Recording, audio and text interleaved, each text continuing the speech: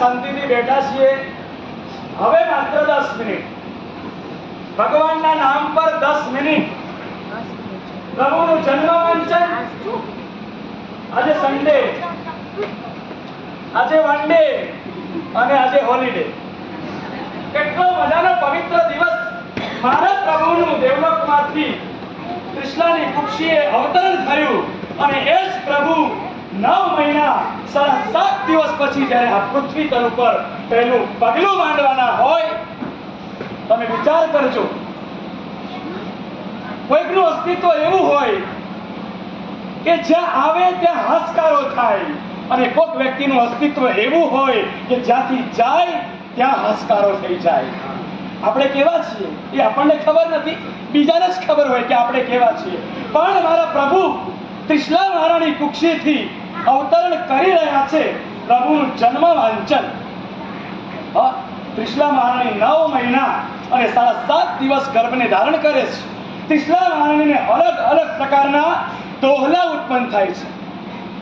ઈચ્છા, આપણને ઈચ્છા ઉત્પન્ન થાય ને અભરકા કહેવાય, અને ભગવાનની માતાને જે ઈચ્છા થાય ને એને દોહલા કહેવાય. એટલે ભગવાનની પાસે જ્યારે જ્યારે જઈએ ત્યારે પગરખાની સાથે સાથે અભરકા પણ બહાર મૂકીને જવાનું. પગરખા જેમ અંદર લઈને નથી જતા એમ અભરકા પણ અંદર લઈને નહીં જવાના. મારા પ્રભુનું અવતરણ કલિકાલ સર્વજ્ઞ હેમચંદ્ર સૂરી મહારાજ લખે છે કે નારકાપી મોદંતે યસ્ય કલ્યાણ પરવસુ પવિત્રમ તસ્ય ચારિત્રમ ગોવા વર્ણયિતુમ ક્ષમ. જે પરમાત્માના 5 કલ્યાણ, એ 5 કલ્યાણોની અંદર નરકના એક સમયમાં અનંતી વેદના ભોગવનાર એવા નરકના જીવોને પણ પરમાત્માના 5 કલ્યાણો કમાય એને સુખની અનુભૂતિ થાય છે. નારકાપી મોદંતે, નારકો પણ ખુશ થાય છે પ્રભુના જન્મ ઉત્સવ ઉપર. આપણને કેટલો બધો હરખ. અને સાચી વાત કરું તમને, ભગવાન જ્યારે જન્મ લેવાના હોય ને ત્યારે પૃથ્વી તલ ઉપર કોઈ દુઃખી ના હોય અને કોઈ રડતું ના હોય. એટલા જ માટે પ્રભુ જ્યારે જન્મ લેવાના હોય ને એ સમયને આખા વિશ્વની અંદર બીજા કોઈ બાળકનો જન્મ ન થાય. કારણ કે બીજા જે બાળકનો જન્મ થાય એ બાળક જન્મે એટલે તરત રડે, અને ન રડતો હોય તો આપણે ચૂંટણી ખરીને રડાવીએ એને. હવે કહેવાનો મતલબ કે પ્રભુના જન્મ સમયે કોઈ રડતું ના હોવું જોઈએ, બધા જ આનંદની અંદર.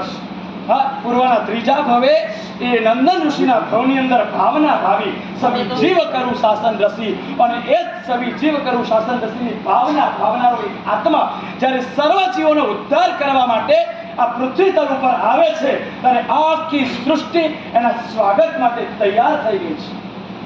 14 સ્વપ્નો પણ એ જીવના સ્વાગત કર્યા.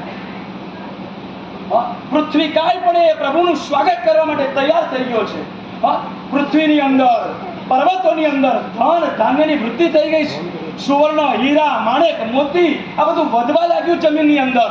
અબકાય પાણીના જીવો કે જે નદી સુકાયેલી હતી અત્યાર સુધીમાં, પણ પ્રભુનું અવતરણ એ ચમત્કાર સર્જે કે જે નદીની અંદર એક ટીપું પાણી નહોતું, જે કૂવાની અંદર એક ટીપું પાણી નહોતું, એ કૂવા પણ આજે છલકાય છે, એ નદીઓ પણ આજે છલકાય છે.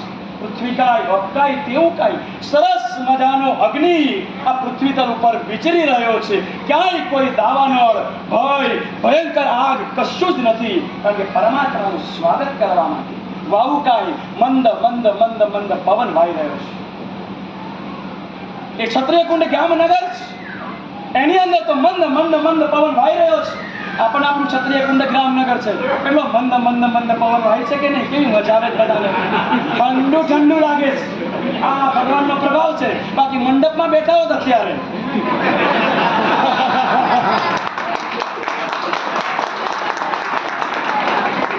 સાચી વાત કે નહીં? આ તમે વિચાર કરો કે આ કેટલી સરસ મજાનું, તમને પ્રોબ્લેમ ના થાય પણ અમને પ્રોબ્લેમ થાય છે. સમજ્યા? એટલે કહેવાનો મતલબ કે આટલું ઠંડુ વાતાવરણ એમાં બેસીએ અને પ્રભુનું જન્મ વાંચન હોય. પવન પણ મંદ મંદ અનુકૂળ વાઈ રહ્યો છે, કાંઈ પ્રતિકૂળ પવન નથી. અર્ધરાત્રિ છે, મધ્યાહન રાત્રિ છે. વનસ્પતિ કાય એ વનસ્પતિઓ પણ એટલી બધી ફળ ફૂલથી લચી પડી છે. આજ દિન સુધી જે વૃક્ષ ઉપર એક ફળ એક ફૂલ નહોતું આવતું એ વૃક્ષ ઉપર આજે 6 ઋતુના ફૂલો અને ફળો આવી ગયા છે. કોનો પ્રભાવ? પ્રભુનો પ્રભાવ છે. ત્રસકાય જે લોકો જન્મજાત વૈરી જીવો હોય, સાપ, નોળિયો, પછી હરણ, વાઘ, સિંહ, આ બધા પરસ્પર વૈર જાતિ છે. આ જીવો પણ પરસ્પર એકબીજાને ગળે મળે છે, પરસ્પર એકબીજાને ઘેર કરે છે. આ પરમાત્માનો પ્રભાવ છે. આખું વિશ્વ પરમાત્માનું સ્વાગત કરવા માટે તૈયાર થઈ ગયું છે. અને આપણે પણ ક્ષત્રિય કુંડ ગ્રામનગર, હજી તો અડધી રાત છે, બધા સૂતા છે, પણ આ ક્ષત્રિય કુંડ ગ્રામનગરના બધા જાગતા છે. જાગતા છો ને? કોઈ સૂતું તો નથી ને? બસ આ પ્રભુનું અવતરણ આપણા કલ્યાણ માટે થાય. પ્રભુ જે ગર્ભની અંદર હતા અને પ્રભુએ જે માતાને દુઃખ ન થાય એટલા માટે પ્રભુએ સંકલ્પ કરેલો કે જ્યાં સુધી મારા માતાને દુઃખ થાય છે, હવે હું હલનચલન નહીં કરું. પણ માતાને દુઃખ થયું, પછી સંકલ્પ કર્યો કે જ્યાં સુધી માતા પિતા જીવિત રહેશે ત્યાં સુધી હું સંયમ જીવનનો સ્વીકાર નહીં કરું. આ પ્રભુનો જન્મ ઉત્સવ મનાવતા એક સંકલ્પ કરવા જેવો છે કે ભાઈ જ્યાં સુધી મારા માતા પિતા છે ત્યાં સુધી હું એમની સાથે રહીશ. એમને દુઃખ થાય એવું એક પણ કામ નહીં કરું. અને મારા માતા પિતાની ચોઈસ એ મારી ચોઈસ હશે. કોઈ નો આર્ગ્યુમેન્ટ. મારા પ્રભુ જો ગર્ભમાં બેઠા બેઠા આટલું કરી શકતા હોય તો મારા પ્રભુનો જન્મ ઉત્સવ મનાવતા પહેલા, એ જન્મ વાંચન કરતા પહેલા આટલો તો 3 સંકલ્પ મારે કરવા છે. મારી માતા પિતાની આજ્ઞા વિરુદ્ધ હું ક્યારેય નહીં જઉં. એ જ્યાં સુધી જીવતા હશે ત્યાં સુધી એમની સાથે રહીશ. આવા સંકલ્પ કરીએ ત્યારે આ પ્રભુનું શાસન અને 7.5 દિવસ પસાર થાય છે. કેટલા? 9 માસ અને 7.5 દિવસ પસાર થાય છે. ત્યારે પૃથ્વી તલનું વાતાવરણ એ કેવું છે એની વાત કરી. અને વાત કર્યા પછી પ્રભુનો જન્મ, માતાની અવસ્થા, માતાની પરિસ્થિતિ કેવી છે એની વાત કરે છે.